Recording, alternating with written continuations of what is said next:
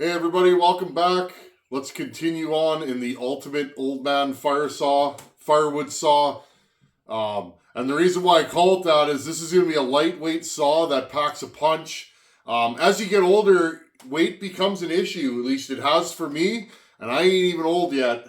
Once a fella hits his late 50s, 60s, even into 70s, he may want to run a smaller saw, and that's okay, friends. And that's the beauty of customizing saws is you can build whatever you want.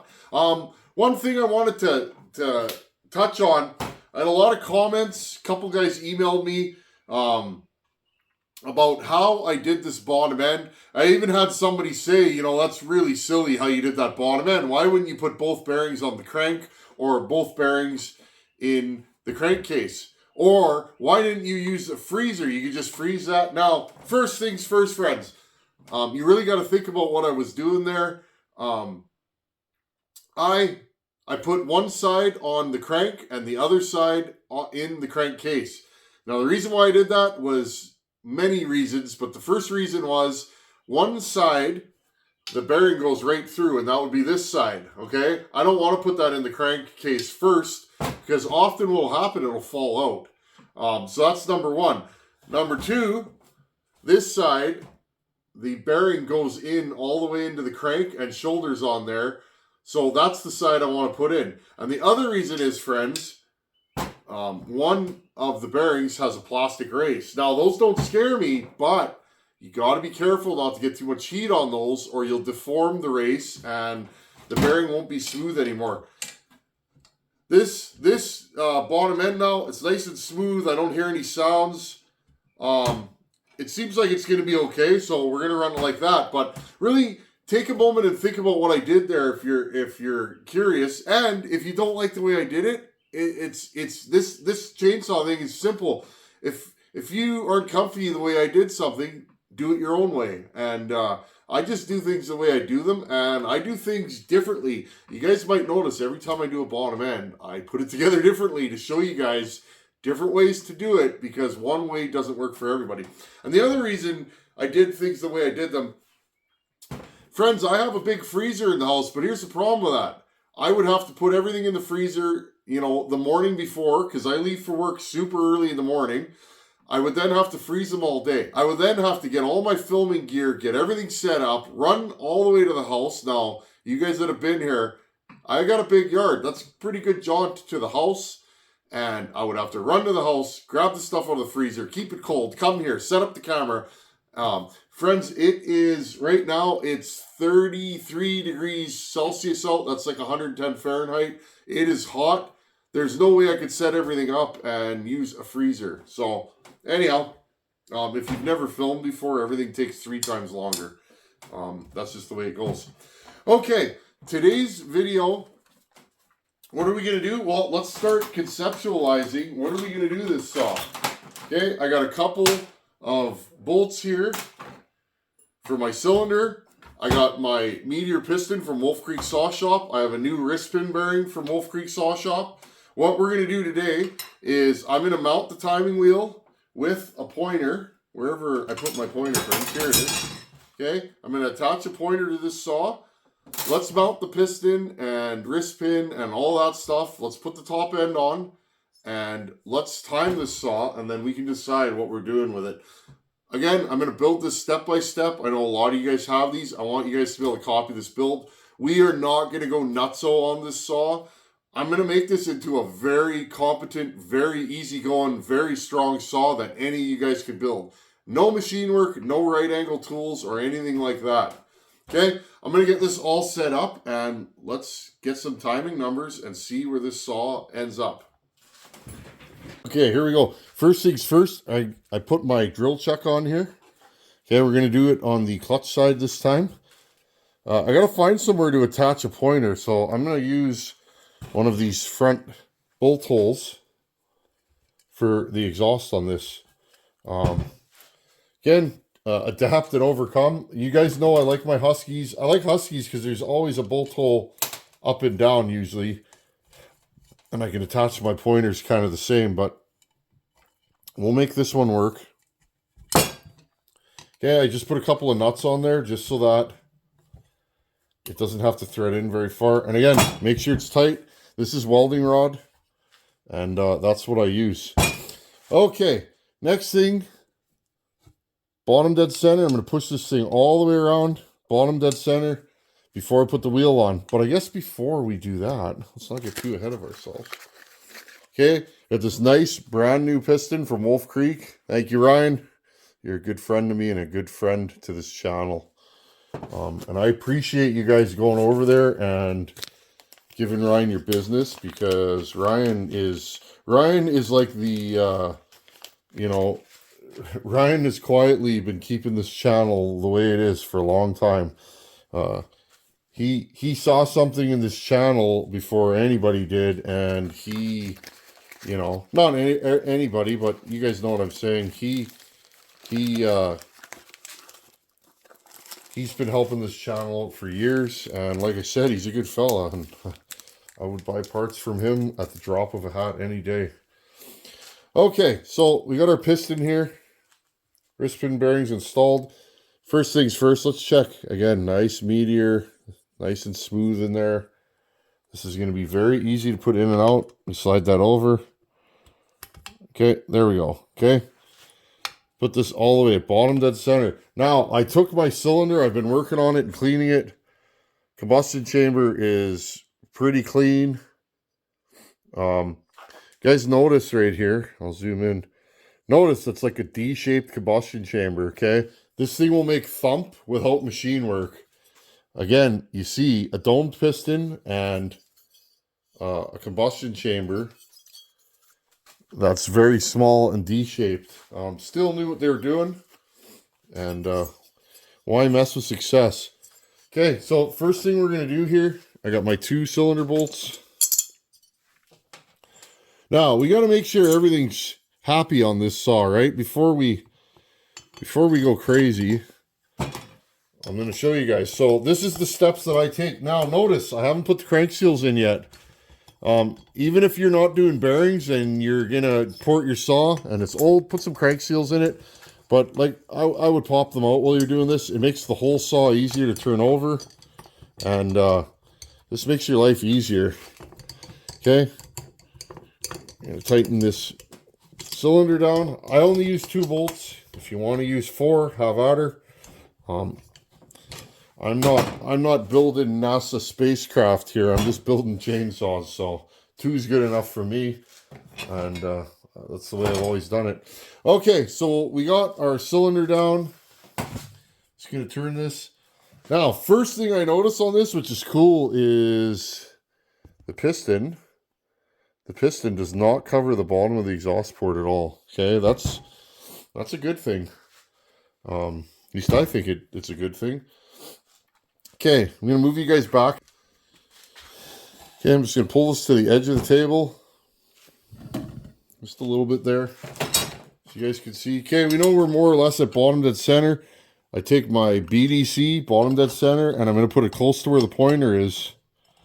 Now, it's already moved, so we're going to have to redo this. Okay. Oh, and this thing wants to tip on us, so I am definitely going to have to make a point. There we go. I got a ratchet on the backside. Be careful, friends. I once lost a crankcase doing silly things like this. I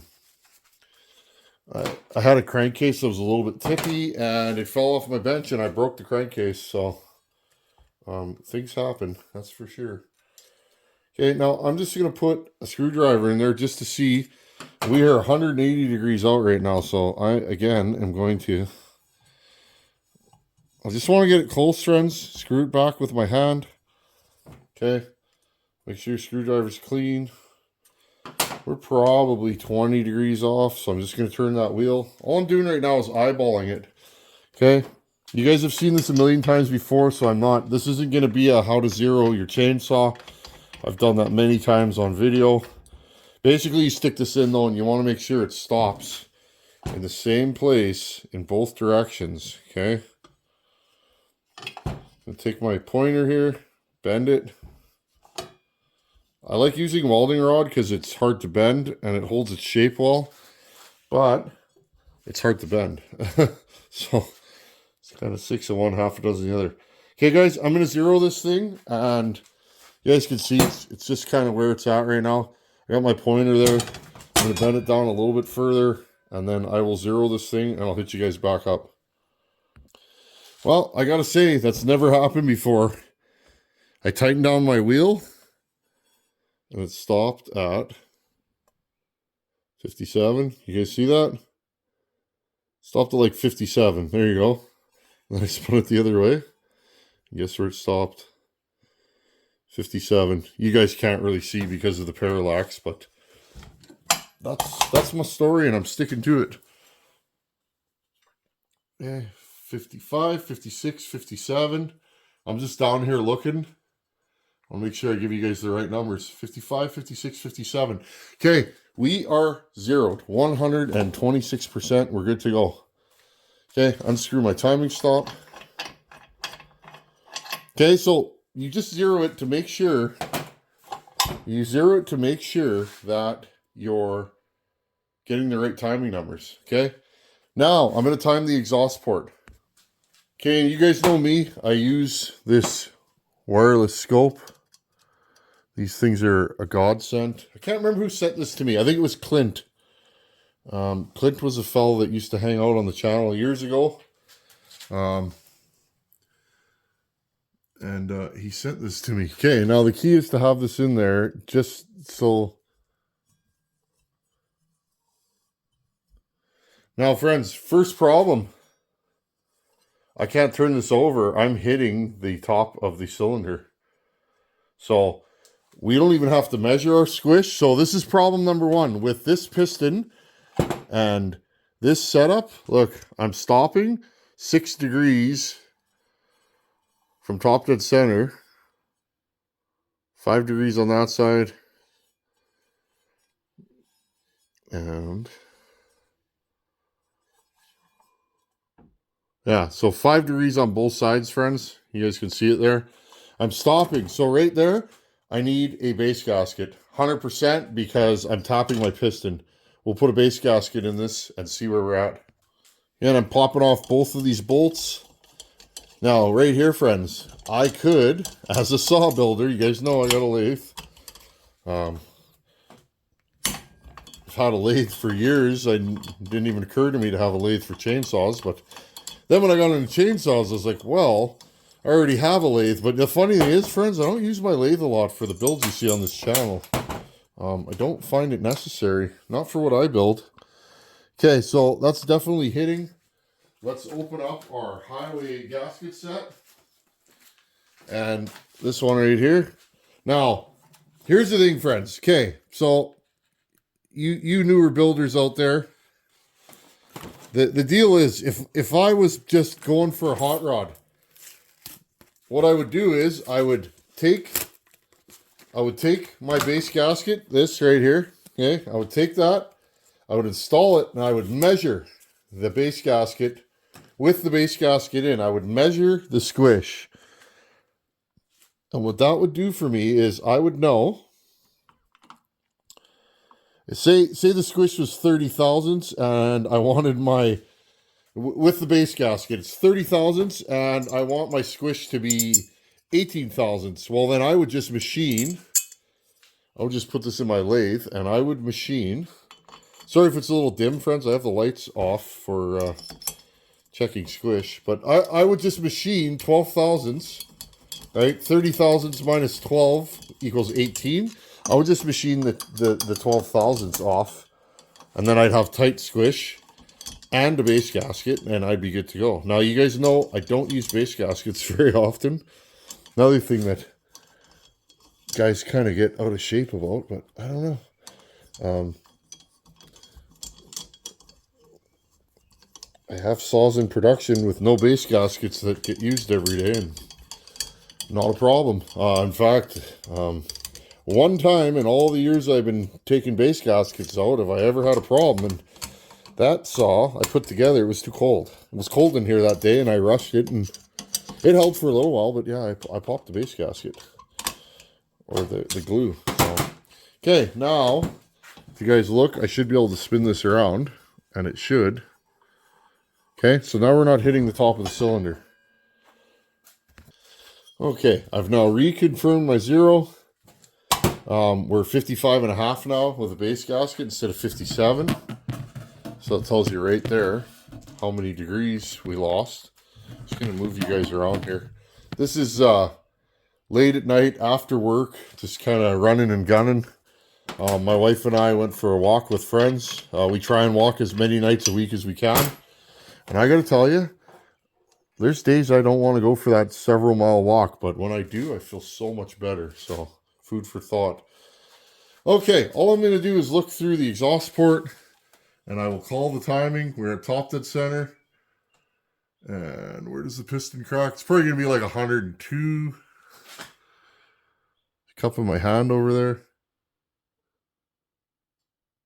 Now, it's hard to tell on this. So, I'm actually just looking through the exhaust port. Because the shape of this port, the first ray of light is actually outside of the exhaust port. So I'm going to call it right there. 103 after top dead center. So I was close. 103 after top dead center. I'm going to write that down here in my notebook. Okay, we'll just make some quick notes. Exhaust 103 after top dead center. And this is with gasket. So this makes you wonder, should I measure the squish? Well, I will, but I'm not doing any machine work. I told you guys I was going to do whatever build you asked for, and therefore, I'm a man of my word. I'm going to do that. Now, I'm looking through here. Excuse me, friends. Looking through here. Transfers open, right about there. Just going to confirm. Again, friends, we can check with a ring after. Right about there. Looks like 121. I'm just going to confirm with my eye off camera. Okay, transfers look like they're about 120. We'll check that with a ring after. Okay, blowdown 120. So 17 degrees of blowdown, which is what you typically see in a saw this size. Smaller saws typically have shorter blowdown. They just don't have the stroke, friends, to compress the bottom end. So they tend to open the transfers a little sooner. Now, all I'm going to do is take this. Okay, and you guys can see this part of it. Notice both rings are in the intake on the way down. Something to keep your eye on. And you want to keep your eye on that because if you open up this intake anymore, it may catch a ring. Okay. Now, you guys can just see open, closed. Let's see, where are we at here? It opens at 66 before top dead center. Okay. Right here, 66 before top dead center. And it closes at, again, let's measure opening and closing and see if they do it the same.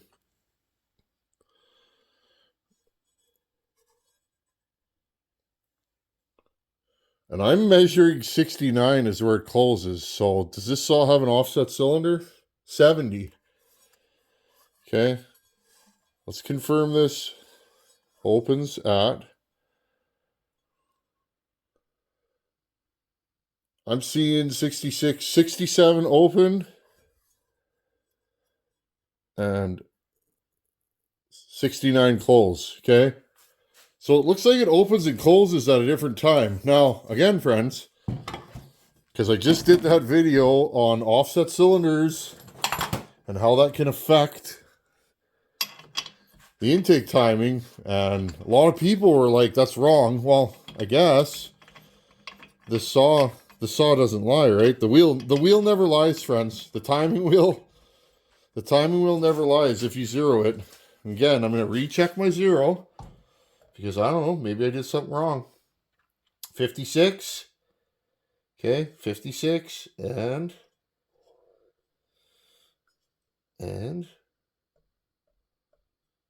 55. So again, I'm going to re-zero my wheel. 55.5. So we're about a half a degree off is what my wheel's telling me.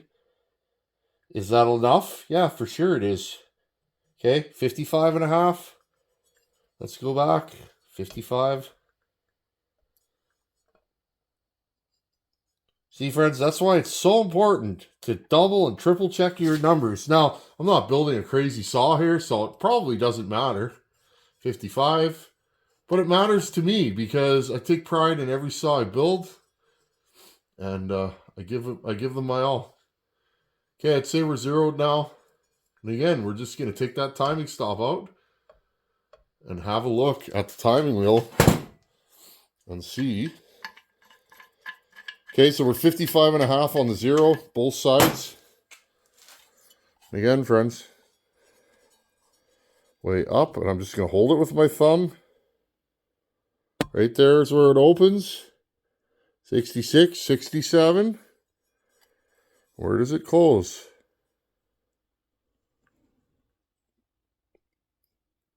67. So there you go. That half a degree, I bumped it.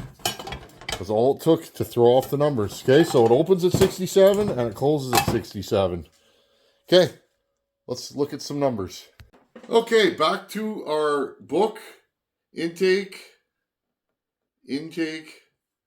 opens 67, closes 67. So how many degrees of intake timing is that, friends? If it opens at 67 degrees before and closes at 67 degrees after, 67 and 67 is 134. 134 duration on the intake.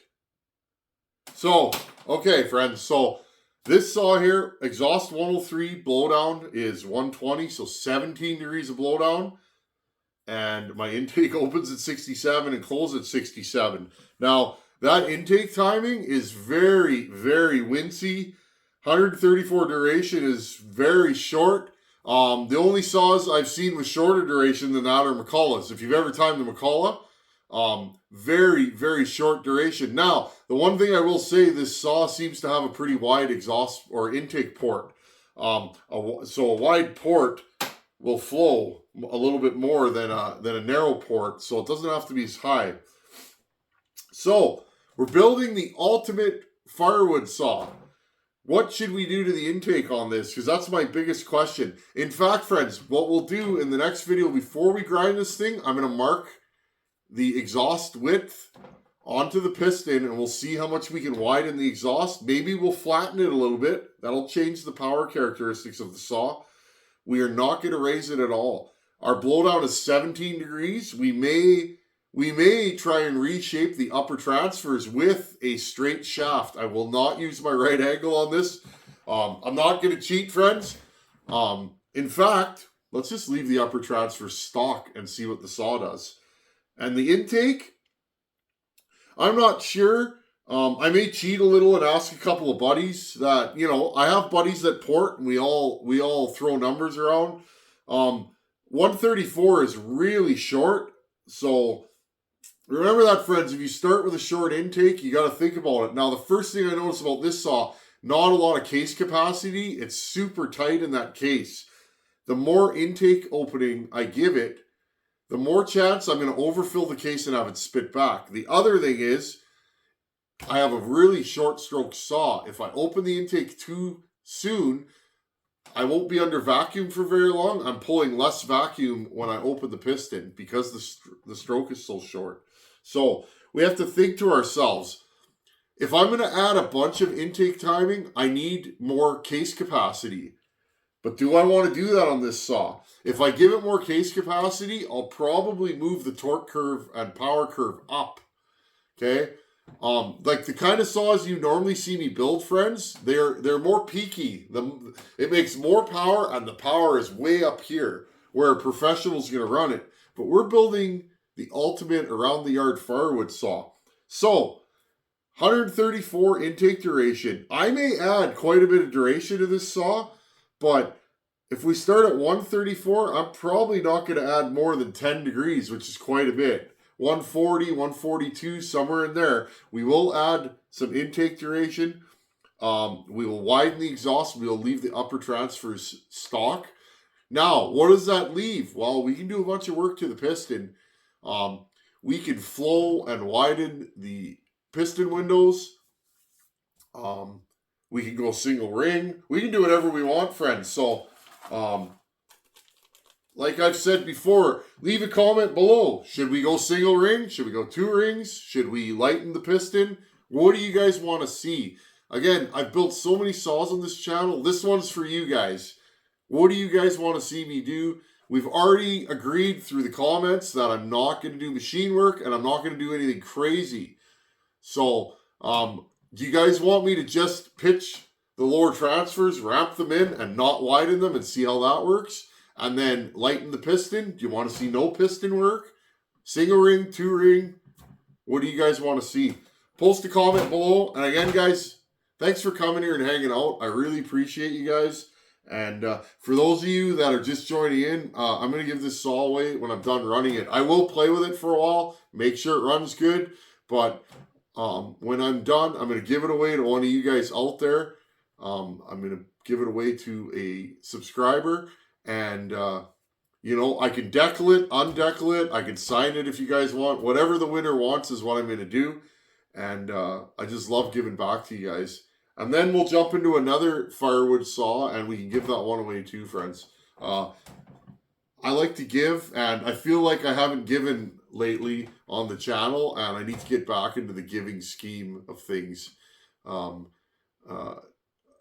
It feels so nice when I can build you guys a saw and send it. And no strings attached, friends. I don't need anything. I'm a blessed man. And I feel so blessed for being here on YouTube and all the generosity and the good vibes that you guys have sent me. It's affected my personal life and my life on YouTube. So I can't say thank you enough to everybody that hangs out here. And we're just going to do a bunch of saws and give them away for the rest of the summer. Anyhow, thanks for watching. Take her easy and post a comment below. What do you want me to do with the piston and transfers? What do you guys want to see? This saw's for you guys. Later.